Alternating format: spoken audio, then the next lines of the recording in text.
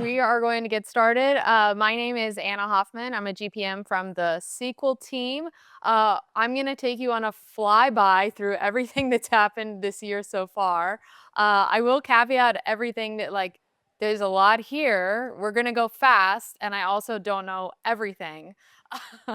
So I'm going to do my best. I'm going to give you guys the highest level view that I can, while hopefully sprinkling in some nuggets of what I think is interesting. I've got several things open on my machine, so based on how much we get through or what questions you have, but I acknowledge that this is only 20 minutes and lunch is after this, so I cannot go long. But if you have questions or whatever, I will hang around, so happy to answer, and I'll be around today and tomorrow. So yeah, okay, so let's get started. The other thing I'll say is the deck is at aka.ms/ms SQL decks, and there's a bunch of other decks there, so feel free to check that out if you want. First, I'm going to talk about our services. So across Microsoft SQL, you all know this, we have SQL Server, Azure SQL, and SQLDB and Fabric, all running the same engine. The biggest difference is that every couple years we fork it off and we ship the next version of SQL Server. All right, so we're just going to get started. We're going to go through it. Again, like I said, if things stand out to you or you want to double click on something, just raise your hand and let me know. Going through a couple of updates for Azure SQL Database, we released some things in the security space. Some of the interesting things I'll call out is we announced 160 and 192 vCore support for hyperscale, which is obviously very, very large, the largest that we have to date. Before that, it was much smaller than that. So that's available for your most mission critical workloads that need it. We announced a private preview for load balancing for named replicas. Named replicas are like read replicas on the fly. So if you have a hyperscale database and you want to read replica in 2 minutes, that's a different size vCore or something, you can name it and you can spin it up and you can have it in 2 minutes. Doesn't matter if the database is 1 terabyte or 100 terabytes. So that's something interesting. If you're interested, feel free to let me know later. A couple things around Terraform, making sure we have the right SQL API coverage across the board. We know how important that is, especially when it comes to agents. We also released a new query editor experience in the Azure portal for anyone who was using the query editor. It's been in preview for like 10 years.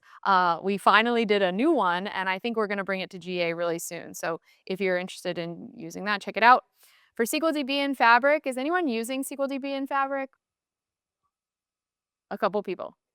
Okay, so the big thing to know is SQLDB and Fabric behind the scenes is running Azure SQL Database. That's what it is. So a lot of the things that you've seen that we've updated in the past kind of 6 months or so are making sure we expose all of the functionality of the Azure SQL Database underneath it. So you'll see things like configuring the max vCores, updating the number of tables you can mirror, other things here like collations, full text support, CMK auditing, again, just like bringing all those things we already have in Azure SQL Database, along with some interesting things around pre and post deployment scripts. One of the nice things about SQLDB and Fabric generally is that source control just kind of comes with it. So you can connect it to a GitHub repo or a DevOps repo, and now your database is under source control and all your items in your Fabric workspace are under source control.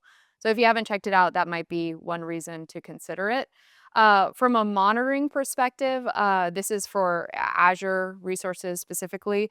We have a couple things that we have done with at-scale monitoring, with open telemetry, and with Grafana dashboard. So something to check out. In private preview, some of you might have noticed we announced something called Fabric Databases Hub. It's supposed to be your one-stop shop for monitoring all of your SQL and Microsoft database estate. So think like monitoring Cosmos DB, monitoring SQL Server using Azure Arc, monitoring your Azure Postgres instances, monitoring Azure SQL Managed Instance, etc., all from one place. Finally delivering, hopefully, that one view for observability that everyone's been asking us for so long. Think of it like DB Watcher, but now across your entire estate. We also announced, this audience will probably find this interesting, we announced Azure SQL Database developer container. As you all know, Azure SQL Database doesn't have a local version. The closest you can run is SQL Server, which is close, but there's some differences between, obviously, SQL Server and Azure SQL Database. Azure SQL Database is much more scoped in its capabilities to the database. So now this new container, which you can sign up for, allows you to get all those functionalities in a local container. On the SQL Server front, I'm not gonna go through all of these. The biggest announcement here is, right, SQL Server 2016 went end of support in July a couple weeks ago. So if you want to opt in for ESUs or you need to, there's a subscription for that. We've had some CUs, some with more updates than other. The best way to look at that is just through the release notes. For Azure SQL Managed Instance, anyone using SQL Managed Instance in here today? A couple? A couple of things that landed here and also landed in other databases, change event streaming. We were just a little late to get it to Azure SQL Managed Instance. That was in SQL Server 2025 and Azure SQL Database. As far as migrating to Azure, we have this thing called Managed Instance Link, and that allows you to link a SQL Server instance running somewhere else to an Azure SQL Managed Instance and kind of basically use it as for read-only, for disaster recovery, or for migration. Azure SQL Managed Instance has this thing called a update policy where you can basically say, hey, I want this Azure SQL Managed Instance to stay at the compatibility level of SQL Server 2022. We also have a stay at the compatibility of level of SQL Server 2025. So basically we call it versioned MI. So that's how you can use it for these DR situations because it's the same version running across. If you don't want that, we also have like an evergreen version, but that's not the default. So that's something to keep in mind. For some of these managed instance link and multi-DB migration, we've kind of added where you can do multiple databases at a time, and we keep increasing those limits. Let's see, some other things on the migration front. If you want to move from Sybase, now's a great time. It's always a good time, but I'm biased. And then across Azure SQL, SQL Server, and Fabric, some of the things that we've done are regex support. If you missed it, last year we released a bunch of stuff in the regex space, finally, only 15 years too late, but it got it out there. So we're kind of expanding a couple things there. That landed. We're also lighting up regex for dynamic data masking to make that a little bit more custom. Um, on the vector front, I know I had a session earlier today, but for folks who weren't there, we shipped a bunch of updates to Azure SQL Database, Azure SQL Management, and SQL and Fabric, making vector indexing better, bringing some of these newer functions in. Those are not yet in SQL Server 2025, to be clear. And then for SQL Server on Linux, anyone using SQL Server on Linux? A couple people? Okay. We did have a couple updates there, bringing some parity and bringing some things. Essentially, that some really big customers that use SQL Server on Linux at scale, they ask us for things, and as you ask us for things, that's how we prioritize. Okay, you guys are doing great. Any questions so far? Anywhere you want to see any of this stuff? This stuff is a little bit harder to show, but okay, we'll keep moving. The next area I wanted to talk about is the tools and experiences. Sure you are all using a bunch of different things from here. I would say the biggest things for you to walk away with is like we're heavily investing in getting every database under source control. We're heavily investing in making sure our drivers are updated. This past year, we finally shipped a PHP update. We hadn't done that in years. So we're kind of like throwing some love back at drivers. We brought it all in-house. It used to be outsourced. Now it's all in-house and we're working on that. Of course, giving you the right Copilot experiences and making sure MCP server just works really well for SQL. Okay, so let's talk tools. In SSMS, anyone on 22? Okay, great. A good bit of you. Okay, awesome. We've just been adding a ton of stuff in the SSMS space, as you're probably seeing. You're getting these updates every month. Some of the things that have landed recently, we added a What's New page. We added agent mode. Ask mode went GA. We added things like schema compare and SQL formatter that folks have been asking us for a really long time. We also brought SQL projects into SSMS. So if you were using SQL projects in VS, we now have SDK style projects in SSMS and some really great integrations for making that seamless if you just want to get started here. I know Drew is doing a session, I believe, in this room right after lunch on SQL projects. So if getting your database under source control is something you're interested in or anything in the CI/CD space, you're going to want to attend that to learn all about those new things. We added some like crowd pleasers like export to JSON, XML, and Excel, and group by schema.